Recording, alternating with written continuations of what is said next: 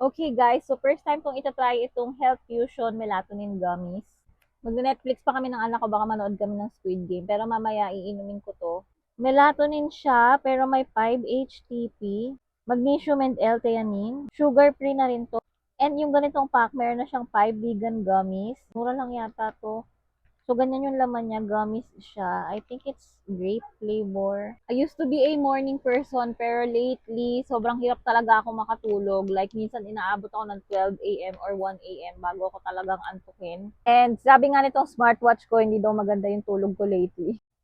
So, we will see kung effective talaga to.